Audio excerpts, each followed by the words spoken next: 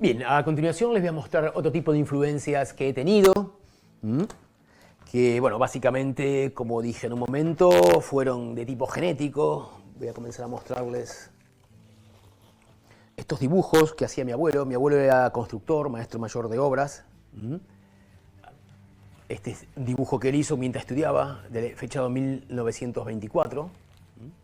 Aquí tenemos otro dibujo de él, también de esa época, de cuando era estudiante. Las acuarelas con estos frontis que me parecen alucinantes, todo este trabajo a mano. Y estas eran carpetas de trabajo suyos.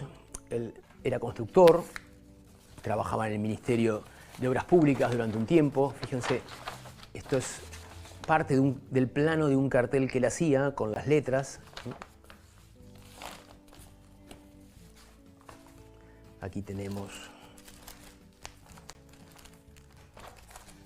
la otra parte del cartel, bueno, es esta. Fíjense, son dos fragmentos de un cartel, de un plano de un cartel que después él los utilizaba para realizar los planos de sus casas, las propiedades que él construía. No había tanto recurso en esa época y bueno, fíjense, simplemente con lápiz y papel él construía todos los planos y los detalles de los planos de sus construcciones. Es interesante ver las letras, ven cómo se hacían todas a mano, con lápiz, en líneas. Bien, también les puedo mostrar estos planos que he encontrado de proyectos que hizo mi abuelo, de casas. Realmente es un material increíble que, bueno, fue muy emocionante para mí encontrarlos y ver que, nada, tengo esta raíz genética de dibujo y tan incorporada, ¿no? y que me vino prácticamente por herencia. Fíjense las letras, cómo se hacían todas a mano y cómo el plano está hecho con un simple lápiz de color rojo.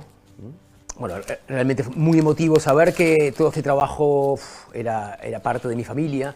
Mi abuelo era hijo de inmigrantes italianos y mi bisabuelo también tenía un oficio artístico. Él decoraba bóvedas de cementerios, techos, muros, hacía todo un trabajo de pintura decorativa que, bueno, trajo desde su Italia natal. Otra influencia de la cual me he nutrido o he estudiado, que es un poco curiosa y ecléctica, son las placas y carteles que he ido coleccionando a lo largo del tiempo, ¿sí?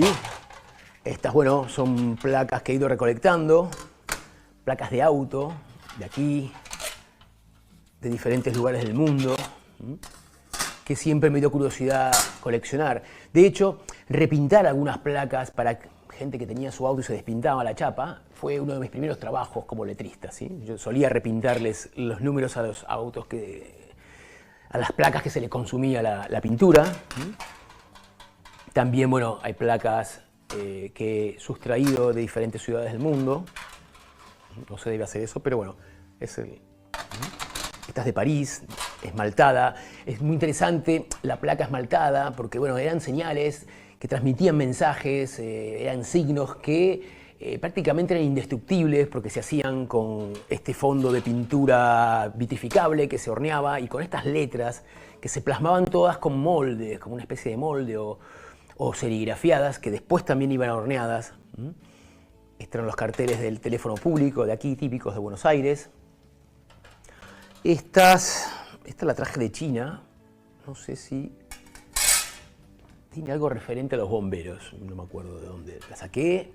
Bien, esta placa me parece muy interesante porque, bueno, es de un mercado de aquí, de Buenos Aires, y tiene una influencia o una insinuación de Art Nouveau en cuanto a la letra, en cuanto a estas pequeñas florcitas que prácticamente son de fileteado.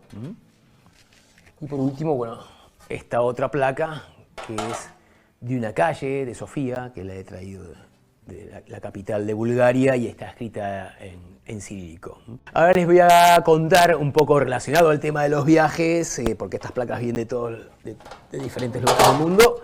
Vamos a ver algunas fotografías de viajes, ya que los viajes son otra de las influencias que me han marcado muchísimo. Me gusta el ruido que hacen las placas. poco de color sonoro a esto. Bien, los viajes han sido muy importantes para mí porque me han formado de una manera informal, me han dado cierto conocimiento de lugares y de gentes y de paisajes que, bueno, son muy diferentes a los que yo tengo en mi entorno habitual. Y en esa época he logrado sacar algunas buenas fotografías que luego no pude volver a repetir nunca más, pero bueno, me han gustado hacerlas. Eran fotografías todas analógicas, con una cámara que no tenía autofocus y nada, eran de rollo y bueno, era interesante captar ese fenómeno de la imagen cuando yo regresaba a mi casa de mis viajes y revelaba ese rollo. Estas de Israel, del Muro de los Lamentos, estas de Turquía, cada vez vamos a ir más hacia Oriente, Grecia, un señor mirando desde su balcón, la textura que tiene estas campanas me parecen alucinantes también en una isla griega. Estas del Cairo, una señora con sus jaulas, también en Egipto, bueno, en los templos de Luxor, este hombre perdiéndose entre las columnas del templo de Karnak.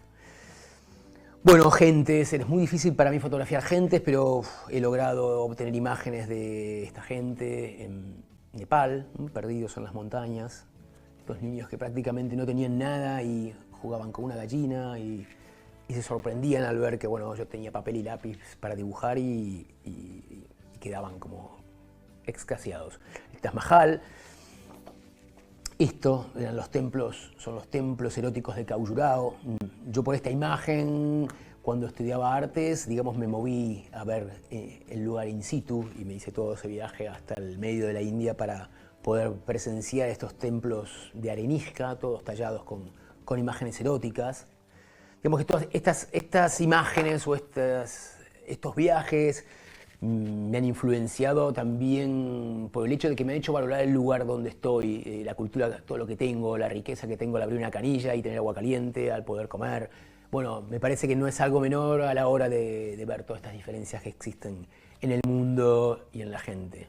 Bueno, y para ir cerrando con esto, sería interesante o un humilde consejo que les doy a todos es que traten de viajar y de ver el mundo, sobre todo cuando son jóvenes y cuando tienen energías para cargarse una mochila y experimentar y aprender toda una serie de cosas que quizás quedándose en sus casas no se aprenden. Ahora, en la siguiente lección, les voy a mostrar algo de mi trabajo específicamente para que veamos cómo se aplica el fileteado más allá del soporte tradicional. Lo vamos a ir viendo de a poco.